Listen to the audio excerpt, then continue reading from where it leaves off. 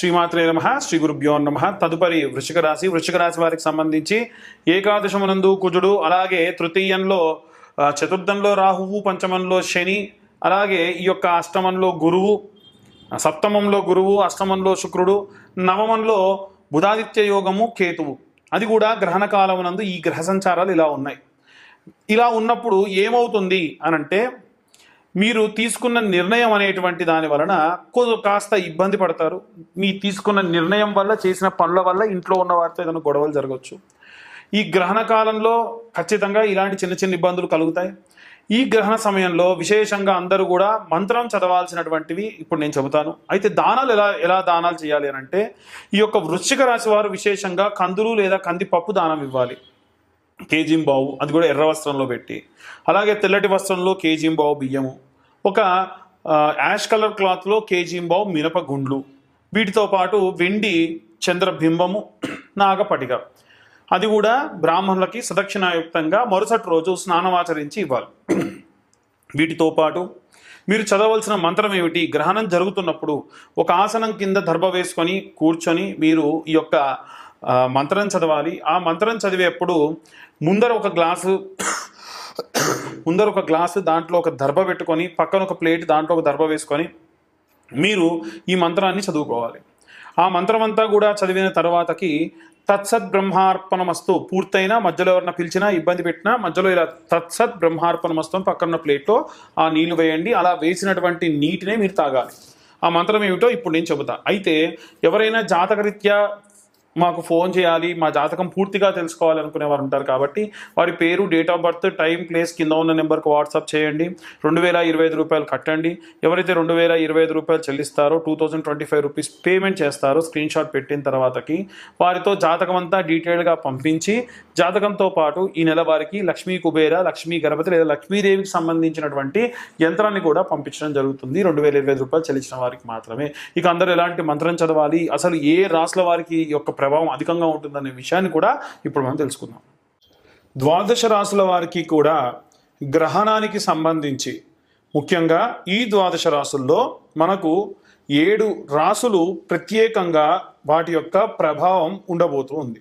దానిలో కన్యారాశి, మకర రాశి, వృషభ రాశి, తులారాశి, కుంభరాశి, మిథున రాశి, అలాగే సింహరాశి, వీరందరూ కూడా ఈ యొక్క గ్రహణ కాలమందు ఎవరైతే ప్రెగ్నెంట్ లేడీస్ ఉంటారో ముఖ్యంగా వారి విషయానికి వస్తే, ఈ గ్రహణ పట్టు విడుపు అనేటువంటి కాలం మొదలయ్యేటువంటిది రాత్రి 8:58 అది విడిచేటువంటిది 1:50 అంటే 2 గంటల ప్రాంతం వరకు. అంతకంటే 1 గంట ముందు లేదా గంటన్నర ముందు అందరూ భోజనాదులు చేసేయండి. వీలైతే ఇల్లంతా శుద్ధి చేసుకొని, అంటే నీళ్లు వేసి మొత్తం కడుక్కోకుండా తుడుచుకొని, ఇంటి పైన దర్భ, అలాగే ఇంట్లో తినుబండారాలన్నింటిలో కూడా చిన్న చిన్న దర్భ పూసలు, అలాగే నీటిలో దర్భ, మీ యొక్క ఓవర్ ట్యాంక్లో కూడా ఒక దర్భలన్నీ కూడా బయట మీకు మార్కెట్లో ఎక్కడికి వెళ్ళినా దొరుకుతాయి. అలాగే ప్రెగ్నెంట్ లేడీస్ మాత్రము మీరు పడుకునేటువంటి రూమ్ అంతా చీకటిగా ఉండే ప్రయత్నం చేయండి. ఎట్టి పరిస్థితుల్లో ఫోన్లన్నీ ఏరోప్లేన్ మోడ్లో పెట్టేయండి.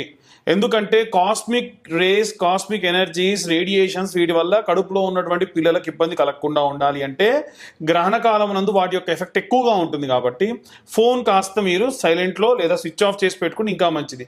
ఏరోప్లేన్ మోడ్ ఎందుకు అంటున్నామంటే, పొరపాటున చీకట్లో లేవాలన్నా, వాష్రూమ్కి వెళ్ళాలన్నా లైట్ వేసుకోవడానికి గాను విశేషంగా మీకు ఉపయోగపడుతుంది. అలాగే ఒకవేళ మీరు ఈ యొక్క ప్రెగ్నెంట్ లేడీస్ ఎవరైనా తాగాలని ఉంటే నీళ్ళలో ఇంత దర్భ వేసుకొని, దర్భ గొంతులు అడ్డుపడకుండా జాగ్రత్తగా వాటర్ తాగొచ్చు. మధ్యలో ఎడమ వైపుకి తిరిగి పడుకుంటే మంచిది. అట్లాగే పడుకోవాలని ఎక్కడా లేదు. గోక్కోకూడదట.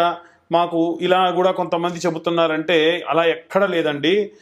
దురద వేసి దోమ గుడితే గోక్కోకుండా ఉంటే అదొక రకమైన ఇచ్చింగ్ డిఫరెన్షియేషన్ అనేది ఉంటుంది. ఎక్కడైనా ఆల్రెడీ మీకు దెబ్బ తగిలింటే దాన్ని మాత్రం మీరు ఆ గ్రహణ కాలమునందు ఇచ్చింగ్ చేయడం వల్ల ఆ ఎఫెక్ట్ అనేది ఎక్కువ ఉంటుంది తప్ప, కొత్తగా ఏదైనా దోమ కుడితే మీరు అట్లా చేయకుండా అవసరం లేదు. మీరు పడుకునే రూమ్లో ఆవు నెయ్యితో దీపం పెట్టుకోండి. ఫ్యాన్ గాలికి ఉండదు కదా అంటే ఒక చిన్న గాజు పాత్ర ఉంటుంది, దాన్ని పెట్టుకోండి. పడుకునేటువంటి బెడ్ కింద కూడా దర్భ వేసుకోండి. ఇంట్లో అందరూ కూడా వీలైనంత వరకు ఈ యొక్క గ్రహణ కాలమునందు ఇప్పుడు నేను చెప్పేటువంటి మంత్రపఠనం చేయడం మంచిది.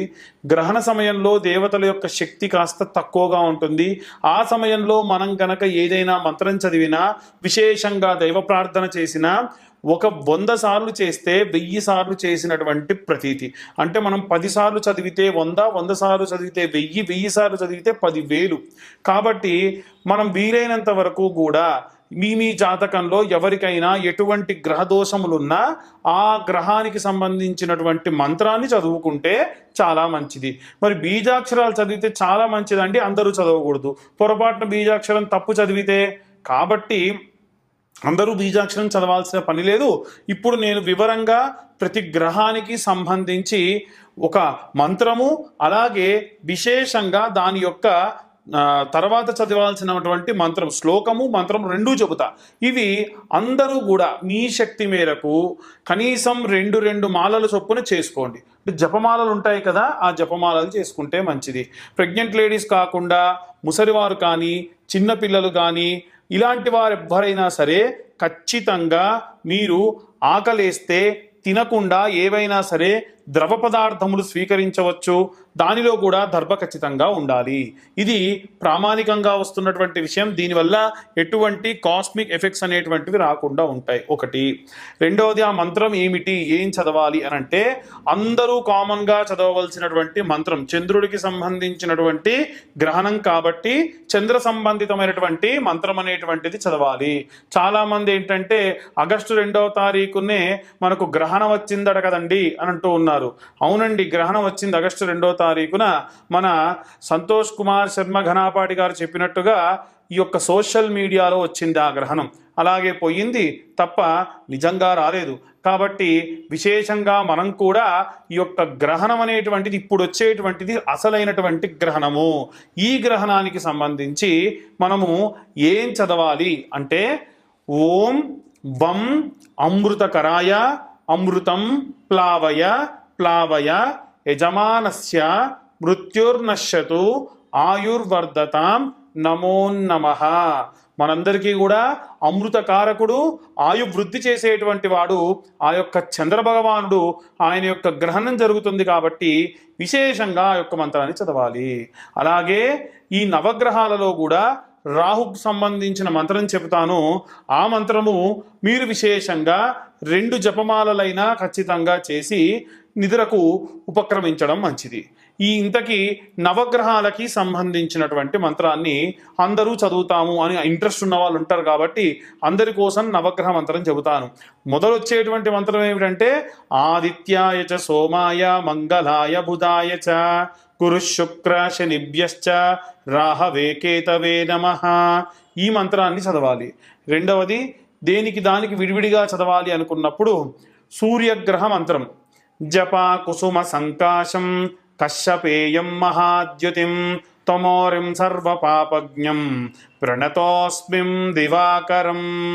ఈ మంత్రం చెప్పి సూర్య అరిష్టేతో సుసంప్రాప్తే సూర్య పూజాంచ కారయేత్ సూర్యధ్యానం ప్రవక్ష్యామి ఆత్మ పీడోప శాంతయే. ఈ మంత్రాన్ని అందరూ చదవాలి. ఇప్పుడు చంద్రగ్రహ మంత్రం, ఓం దది శంఖతుషారాభం క్షీరోధార్నాభ సముద్భవం నమామి శశినం సోమం శంభోర్ మకుటభూషణం. ఈ మంత్రం చదివి తరువాతకి విశేషంగా చంద్రుడి యొక్క మంత్రాన్ని చదవాలి. ఓం చంద్ర అరిష్టేతో సుసంప్రాప్తే చంద్ర పూజాంచ కారయేత్ చంద్రధ్యానం ప్రవక్ష్యామి మనః పీడోప శాంతయే. ఈ మంత్రం చదవడం వలన అందరికీ కూడా మనస్సు ప్రశాంతంగా ఉంటుంది. అనవసరమైనటువంటి వాటిపైన మనస్సు లగ్నం కాకుండా అవసరమైన వాటిపైన లగ్నం అవుతుంది. ఇప్పుడు కుజగ్రహ మంత్రం, ఓం కుజ అరిష్టేతో సుసంప్రాప్తే కుజ పూజాంచ కారయేత్ కుజధ్యానం ప్రవక్ష్యామి రోగ పీడోప శాంతయే. ఈ మంత్రంతో పాటు ఇది శ్లోకము.